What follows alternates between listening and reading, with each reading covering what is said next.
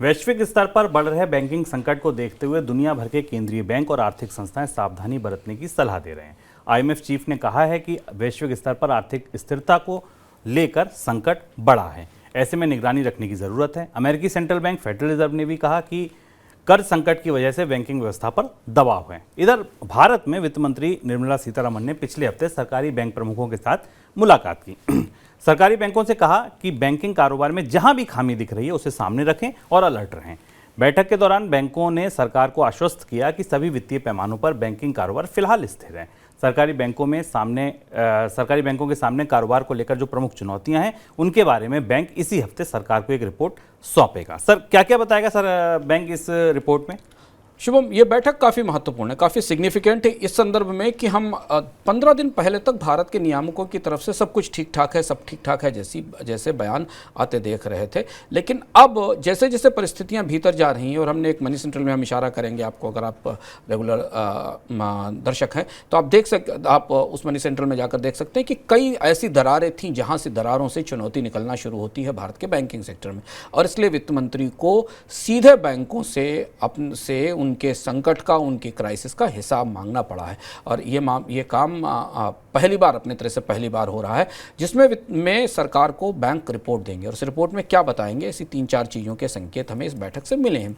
पहली चीज़ तो बैंक ये बताएंगे कि उनके सरकारी प्रतिभूतियों में निवेश पर होने वाले नुकसान कितने हैं, उनके मार्क टू मार्केट लॉसेस कितने हैं, इन्हें विस्तार से एक बार बता चुके हैं। बैंक सरकारी प्रतिभूतियों में अपना 85-86% पैसा रखते हैं जो जमा के जरिए आता है, और जब ब्याज दरें बढ़ती है तो बॉन्ड की कीमत गिरती है और उसका नुकसान बैंकों की बैलेंस शीट में रिफ्लेक्ट होता है यील्ड बढ़ने के साथ। उन्हें इस नुकसान के बारे में क्या वो करेंगे और कितना नुकसान है इसके बारे में उन्हें बताना पड़ेगा। दूसरी चीज़, उनके पूरे सिस्टम में कहाँ कहाँ ऐसी दरारें हैं, एनपीए के तौर पर, कर्ज डूबने के तौर पर, उसके बारे में उस रिस्क की जानकारी देंगे। शुभ, पहली बार ऐसा हो रहा है जब सरकार इतनी तरह से खुलकर बैंकों से उनकी जोखिम और रिस्क के बारे में बता रही है। रिपोर्ट सार्वजनिक होगी कि नहीं होगी पता नहीं है, लेकिन संकेत ये हैं कि इसमें यह भी बताया जाएगा कि बैंकों से यह भी पूछा गया है कि उन्होंने शेयरों के अगेंस्ट जो लेंडिंग कर रखी है, स्टॉक्स के अगेंस्ट जो पैसा दे रखा, उसकी वास्तविक स्थिति क्या है। वही अगला सवाल था। वही और वो अडानी समूह के परिप्रेक्ष्य में है। और अंतिम बात है कि बैंकों से यह भी कहा गया कि वो ये बताएं कि वो इस समस्या से निपटने के लिए आगे क्या करेंगे और प्रदर्शन कैसा कर रहा है।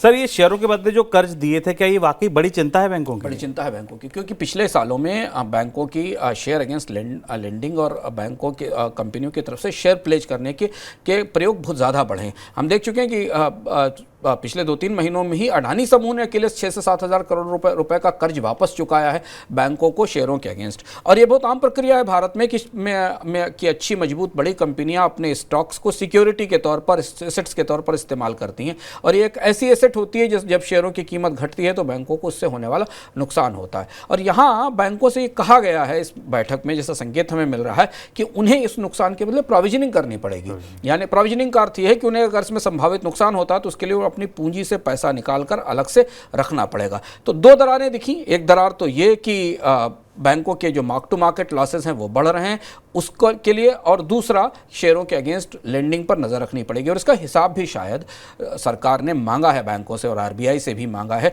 कि आखिर भारत के बैंकों ने किन किन कंपनियों में स्टॉक्स के अगेंस्ट कितने लोन दे रखे हैं। इसे 2 सूत्र और पकड़ सकते हैं। एक सूत्र ये कि सरकार को कहीं ना कहीं लग रहा है कि भारतीय शेयर बाजार में आने वाले समय में उतार चढ़ाव और गिरावट रह सकती है, और इस मोर्चे पर बैंकों को आने वाले समय में नुकसान और ज़्यादा उठाना पड़ सकता है, इसलिए सतर्क रहने की ज़रूरत है। सर, अगर कोई बैंक संकट में आता है तो उससे निपटने की क्या तैयारी है? बैंकों से 2 चीज़ें कही गई हैं। बैंकों से कहा गया है कि अपने प्रोविजनिंग का हिसाब किताब ठीक रखें। उन्हें आमतौर पर जो बात पता चल रही है उस हिसाब से बैंकों को कम से कम 2 अलग अलग नुकसानों के लिए पर्याप्त प्रोविजनिंग करनी होगी।